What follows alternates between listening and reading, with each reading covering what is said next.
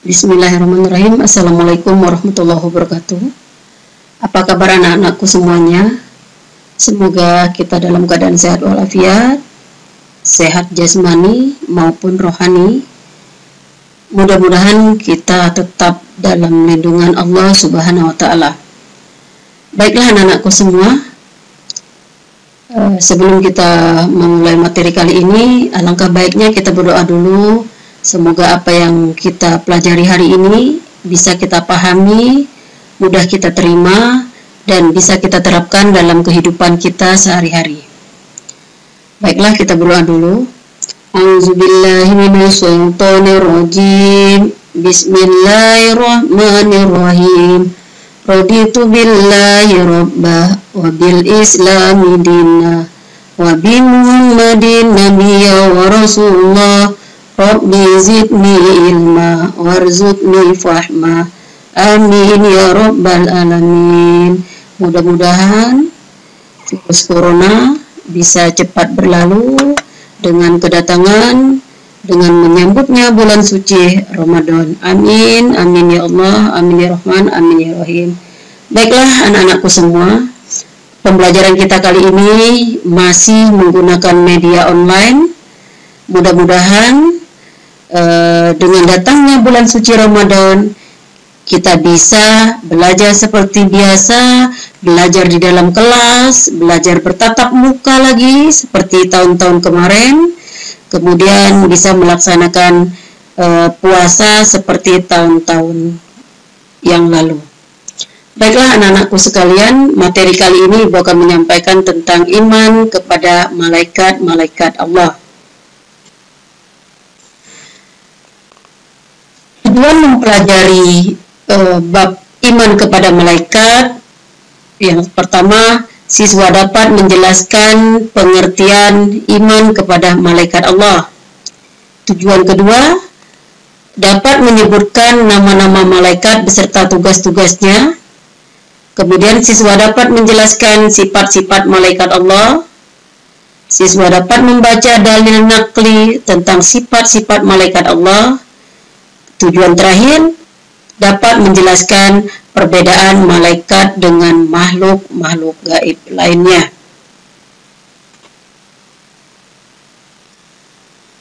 Yang pertama, pengertian iman kepada malaikat. Malaikat berbeda dengan manusia.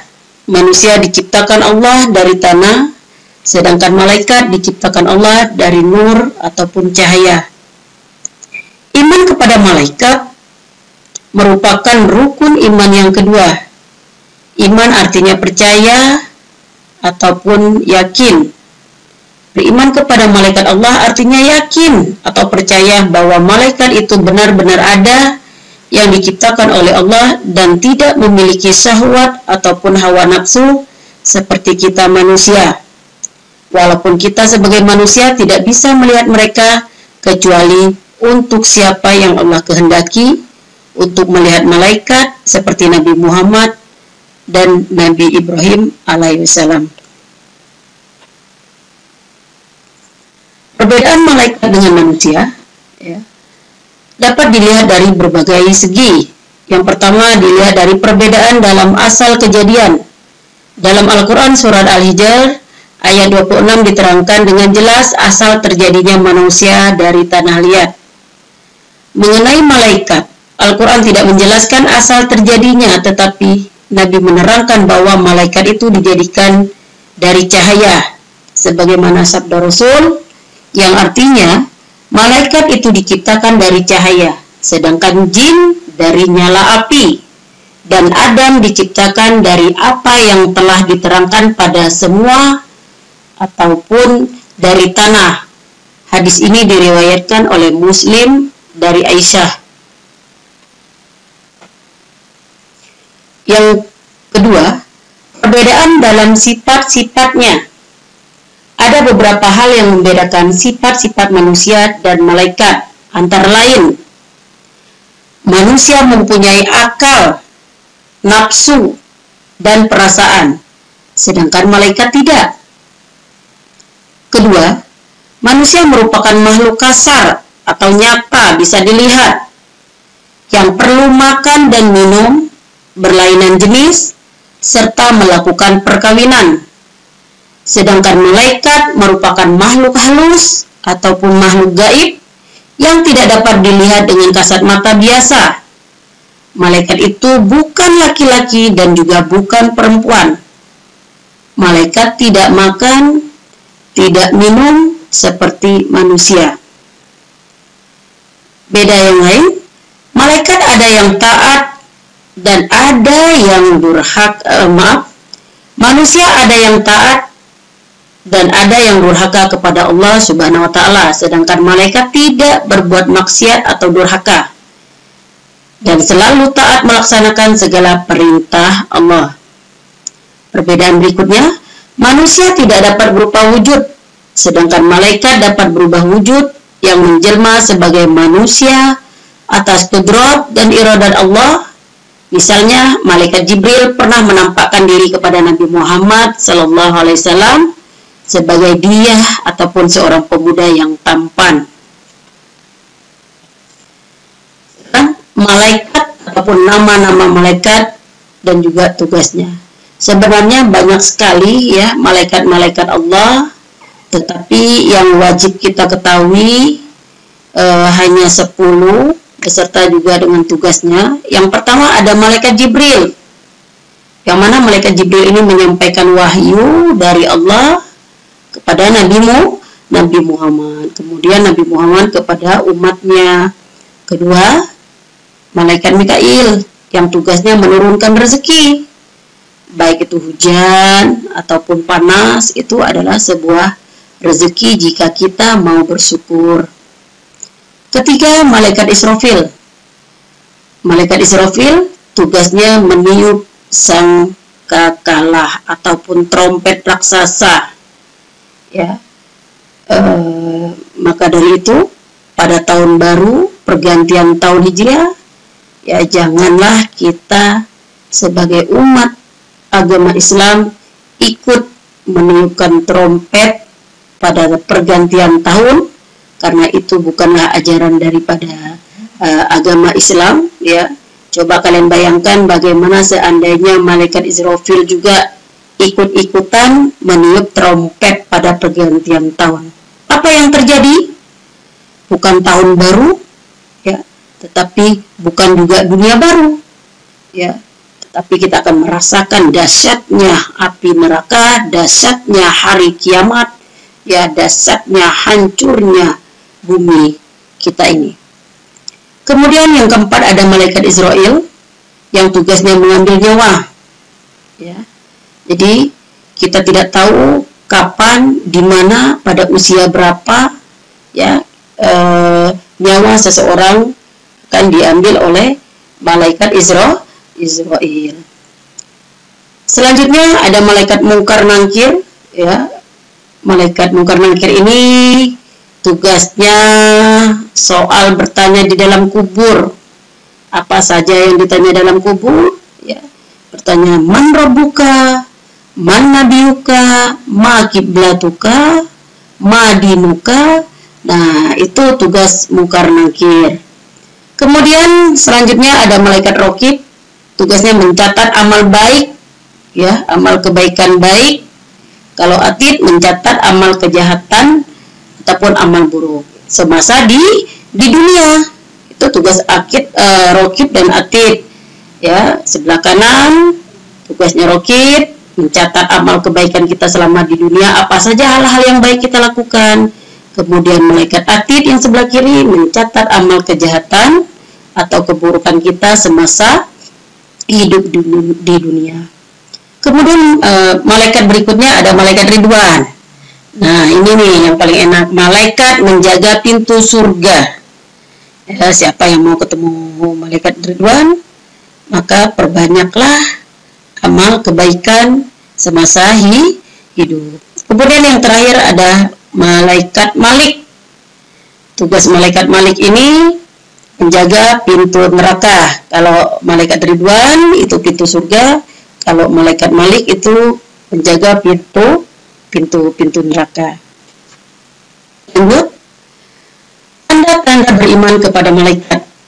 Di antara tanda-tanda perilaku dari orang yang beriman kepada malaikat antara lain: 1. Senantiasa bertindak hati-hati dalam kehidupan sehari-hari, menjauhi larangan Allah dan melaksanakan perintah Allah. 2. Mempunyai kepedulian yang tinggi terhadap sesama. 3. Perilaku mereka yang beriman kepada malaikat ini umumnya sangat mulia, sehingga mereka sering dijadikan suri teladan, contoh yang baik di lingkungan sekitarnya. 4.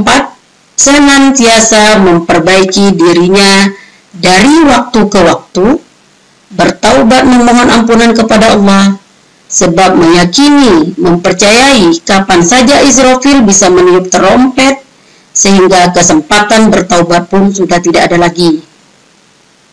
Tanda berikutnya, senantiasa berpikir positif dan optimis, khususnya dalam hal rezeki, sebab meyakini malaikat yang bertugas membagi rezeki.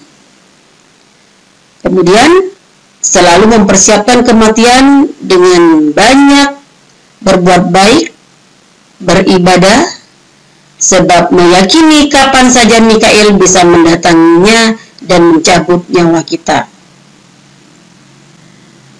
Tanda iman kepada malaikat selanjutnya, senantiasa berhati-hati dalam mempertimbangkan sesuatu hal, sebab meyakini adanya malaikat Jibril yang terus mengawal manusia dalam hal ilmu dan juga sebagainya. Nah, sekarang contoh perilaku beriman kepada malaikat. Di antara tanda-tanda perilaku dari orang yang beriman kepada malaikat antara lain: taat pada perintah Allah dan Rasul, menghindari perbuatan dosa, selalu mendoakan kebaikan bagi diri sendiri dan orang lain, menyempurnakan ibadah, rajin sedekah, memperbanyak sholawat, terakhir menjenguk orang yang sakit, dan lain sebagainya. Itu contoh diantaranya ya, masih banyak lagi. Kemudian kesimpulan pada bab ini ya, kita simpulkan: 1. Beriman kepada malaikat mengandung arti bahwa sebagai orang yang beriman, kita harus percaya dan yakin dengan sepenuh hati bahwa malaikat diciptakan dari cahaya atau nur yang diberi tugas oleh Allah dan senantiasa melaksanakannya tanpa pernah membantah atau mengingkarinya. Salah satu tanda atau ciri dari orang yang beriman kepada malaikat adalah memiliki keyakinan yang kuat dalam hatinya bahwa alam semesta ini terdapat malaikat, dan keyakinan tersebut diucapkan melalui lisannya. Wujud konkret dari iman tersebut adalah dibuktikan seseorang muslim dalam perbuatan sehari-hari. Kesimpulan yang kedua, iman kepada malaikat memiliki landasan dalil dalam pengambilan hukumnya. Di antara dalil yang menunjukkan adanya kewajiban iman kepada malaikat Allah antara lain dalam surat Al-Hijr ayat 26 dan juga hadis Nabi Muhammad SAW. Kesimpulan yang ketiga, malaikat bersifat abstrak dan imaterial. Jumlah malaikat tidak terbatas, tetapi yang wajib kita imani, yang wajib kita percayai berjumlah 10. Kesimpulan yang keempat, iman kepada malaikat memiliki hikmah, di antaranya meningkatkan iman dan takwa kepada Allah Subhanahu wa taala, mendorong manusia untuk berhati-hati dan meningkatkan amal serta menghindarkan diri dari sifat tercela. Yang kelima, seseorang yang beriman kepada malaikat senantiasa menghadirkannya dalam kehidupan sehari-hari. Itu saja yang dapat Ibu sampaikan dalam bab kali ini. Mudah-mudahan anak-anakku paham, mudah mengerti, ya. Kemudian terapkan perilaku kita sehari-hari yang mencerminkan bahwa kita percaya adanya malaikat-malaikat Allah. Baiklah anak-anakku sekalian, tugasnya kali ini kalian cukup kerjakan di LKS kalian, Ya, bab iman kepada malaikat bagian esai atau uraiannya saja. Jika anak-anakku sudah selesai semua, jawabannya bisa difoto, kemudian dikirim melalui WA Ibu di nomor 0813 733 25 300. Baiklah anak-anak, jika ada kesalahan itu murni datangnya dari Ibu sendiri. Jika memang itu benar, itu datangnya hanya dari Allah Subhanahu wa Ta'ala. Ibu akhiri, syukron kasiron, alhamdulillahirabbil alamin. Assalamualaikum warahmatullahi wabarakatuh.